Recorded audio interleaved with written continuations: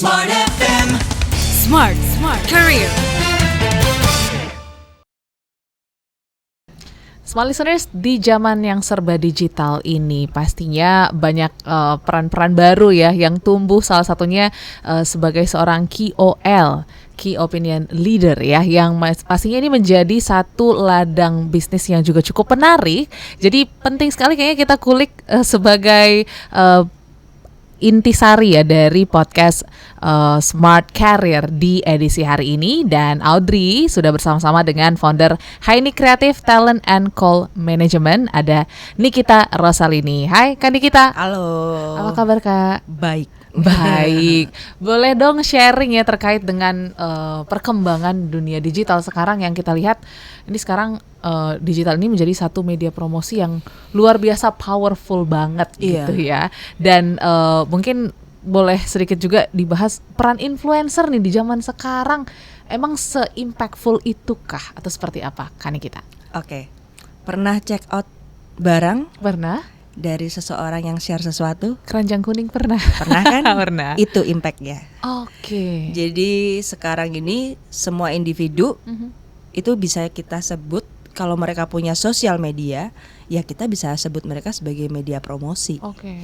Gitu. Kalau ditanya impactnya kayak apa, ya kita semua pernah check out keranjang kuning dan sebagainya kan, dari seseorang yang share sesuatu. Yes. Jadi sangat berimpact banget. Dan disitulah perputaran uang tuh mulai muncul dari hanya karena seseorang posting. Oke, Gitu. yes. Dan memang pengaruh konten tersebut ini luar biasa gitu ya, Luar bisa biasa. membuat orang melakukan action. Betul. Seperti yang diinginkan oleh sang influencer seperti Betul. itu. Tapi kalau ngomongin tentang KOL gitu ya, KOL spesialis seperti yang kan kita tekuni ngomongin pekerjaannya, karena kan ini sebuah lingkup karir yang baru ya. Ya. Dan pastinya ini animo masyarakat Indonesia untuk jadi KOL ataupun KOL spesialis ini juga tinggi banget. Boleh cerita nggak sebenarnya apa sih yang dikerjain seorang KOL spesialis? Oke, yang dikerjakan KOL spesialis. Sebelum ke situ, fenomenanya tuh sekarang KOL spesialis hampir kayak kreator. Kreator, oke. Semua orang bisa jadi KOL spesialis, tapi nggak semua orang punya profesionalisme yang oke dalam menjalankan profesi ini gitu loh. Banyak juga KOL spesialis yang bawa kabur duit, itu banyak juga. Jadi KOL spesialis sendiri itu menurut aku adalah orang yang harus punya integritas dan bisa dipercaya. Pertama, dia yang dikerjakan adalah menerima brief dari brand. Oke. Aku mau campaign, tolong cariin aku ibu-ibu punya anak karena produk aku minyak kayu putih, katakan gitu. Ya. Ya kan? Oke. KOL akan mencari ibu-ibu yang punya akun, entah yang di request TikTok atau Instagram. Habis itu kita akan lihat apakah view-nya bagus. Oke. Dari situ, terus habis itu kita akan cek apakah dia mau menerima pekerjaan ini. Banyak ya layernya. Oke. Apakah dia mau sama fee-nya untuk dibayar satu video sekian. Yes. Setelah itu kita sisihkan semua tuh filter-filter tadi, kita lempar ke brand. Oke. Setelah kita lempar ke brand akan lihat semua ibu-ibu yang punya sosial media, yang bisa bikin konten dengan baik dan yang mau dibayar sekian. Yes. Mereka masih pilih lagi. Nah, ini looknya nggak sesuai sama brandku. Ya. Oh, yang ini oke, yang ini oke. Dapat, baru deh kita akan brief. Bikin videonya seperti ini ya Bu, nanti diolesin ya ke anaknya gitu kan. Jangan lupa posting ya. Ada revisi dikit. Itu kan harus pakai komunikasi yang baik. Betul. Ada juga KOL yang kasar-kasar, KOL spesialis yang kasar-kasar. Mana revisinya gini. Nah, fenomena ini yang bikin aku tuh semua orang bisa jadi KOL spesialis, tapi nggak semua orang punya komunikasi yang baik. Betul. Gitu loh. After itu kita harus monitor KOL posting sesuai deadline dan memastikan KOL ini dibayar haknya. Karena udah bikin video dan posting gitu loh. Itulah pekerjaan KOL spesialis. Oke, jadi cukup panjang sebenarnya ya, dan tanggung jawabnya besar banget nih ya, karena bertanggung jawab kepada brand, bertanggung jawab juga pada si influencer. Betul, ditambah kebanyakan KOL spesialis itu independen. Independen, oke. Tiba-tiba, lu bisa cari KOL, mau dong mau dia brand gue gitu kan. Jadi dia kalau melakukan kesalahan tidak ada resiko dipecat, Betul. tidak ada resiko SK. Ya. Itu dia bertanggung jawab sama dirinya sendiri sama integritas dia. Itu yang berat. Kalau sama perusahaan kita nggak berani dong. Bisa ada cancel culture yang luar biasa kalau itu dalam perusahaan. Nah itu yang kenapa KOL spesialis itu juga harus difilter sih. Nggak semuanya tuh bisa. Make sure KOL spesialisnya punya perusahaan yang resmi, bukan yang abal-abal gitu. Oke. Ini menarik ya, dan mungkin ini relate juga sama anak-anak Gen Z yang nggak pengen terikat bekerja di sebuah perusahaan dengan fenomenanya di di tahun-tahun kemarin gitu ya Kak Niki ya, dan ini menjadi sebuah satu job yang cukup menarik untuk banget ditekuni gitu. Tapi kalau peluang kedepannya akankah semakin besar nih untuk KOL spesialis? Menurut aku semakin besar ya, karena aku juga ngejalanin ini 5 tahun. Waktu itu awal itu nerima project KOL dari brand skincare, salah satu brand skincare itu banyak banget. Terus waktu aku hitung keuntunganku, loh kok hampir sama kayak gajiku. Dengan posisi aku 50% bekerja, karena 50%-nya aku masih karyawan waktu itu. Wah ini kalau aku 100% bisa oke nih gitu loh. Matematikanya gitu aja. Akhirnya ya udah aku langsung nekat aja, udah resign gitu kan. Kita coba jadi KOL spesialis terbaik di bidangnya gitu.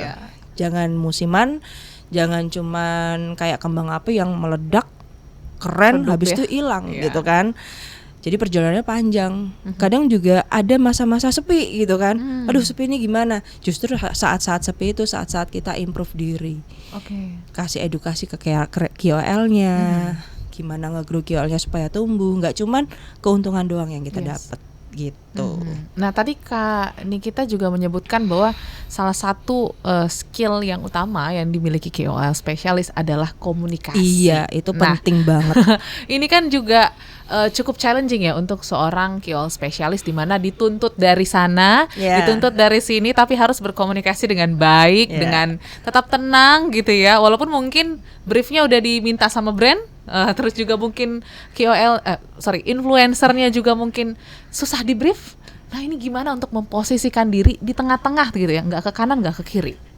Kuncinya sabar sih. Karena aku pernah dapat brief dari brand yang ajaib banget.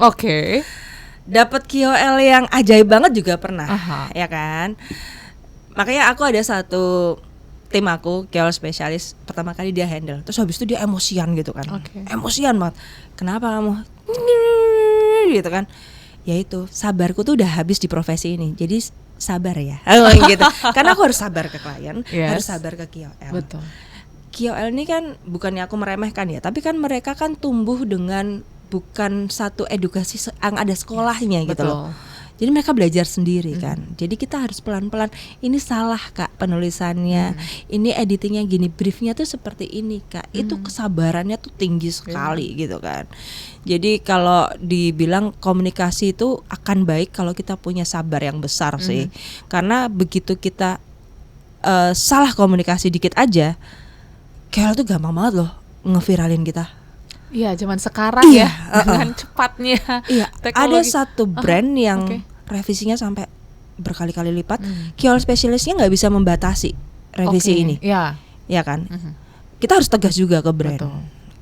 Terus habis itu ini nggak make sense lagi revisinya. Terus KOL-nya rame-rame posting di sosial media. Brand ini revisinya nggak masuk akal, bla bla bla. Crash, konflik kan antara KOL spesialis sama brand konflik, brand nama baiknya hancur.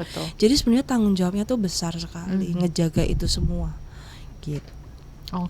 Jadi kalau bisa dikatakan gitu ya, ini kan tanggung jawabnya besar gitu ya, tapi daya ukurnya, keberhasilannya juga dipertaruhkan gitu. Lantas apa yang bisa kita nilai ya dari keberhasilan seorang KOL spesialis? Apakah ketika kontennya sudah naik itu bisa dikatakan lah ya indikator suksesnya KOL spesialis, atau ada faktor-faktor lain nih Kak Nikita? Kalau aku sendiri ya, ada KOL spesialis yang ngukur sampai IR, sampai bisa kasih garansi view. Kamu bayar aku 100 juta, pokoknya kamu akan dapat view sekian gitu. Itu ada. sayangnya aku tidak sampai se-expert itu. Aku fokus ke development KOL-nya. Yes. Jadi aku selalu bilang sama klien, kami penyedia, kami bukan agensi yang punya strategi supaya bisa garansi view gitu kan. Tapi kami bisa make sure kalian akan ketemu sama KOL yang good attitude, Tepat ya. yang nggak kabur-kaburan. Jadi aku lebih fokus ke develop KOL-nya. Makanya tadi aku tunjukin ke Kak Audrey ya waktu di luar. Ini loh, Hainik tuh ada tingkatan-tingkatannya. Kalau baru mau masuk grup ini. Tapi kalau udah dapat 10 kali campaign, dia masuk ke FYP Maker. Impianku sih yang udah 10-20 campaign, aku tuh mau kasih mereka bonus gitu-gitu loh. Mau kasih mereka insentif gitu loh. Jadi aku tuh lebih fokus ke gimana aku berimpact ke SDM-nya, bukan view-nya. Tapi bukan berarti view nggak penting ya. Betul. Makanya aku tuh sebenarnya awalnya tuh B2B sama agency. Jadi aku bantuin agency yang mikir garansinya. Gitu. Cuman makin kesini ternyata brand direct sekarang. Langsung brand ya. udah punya strategi, tinggal minta ke Hainik gitu. Oke. Jadi yang bikin beda Hainik sendiri juga ya itu ya, fokusnya develop KOL sehingga kayaknya kalau basicnya aja udah bagus gitu ya, baik, sudah ditata dengan baik, pasti akan baik juga hasilnya. Betul. Semoga gitu ya. Iya, karena aku nggak pengen, bukannya aku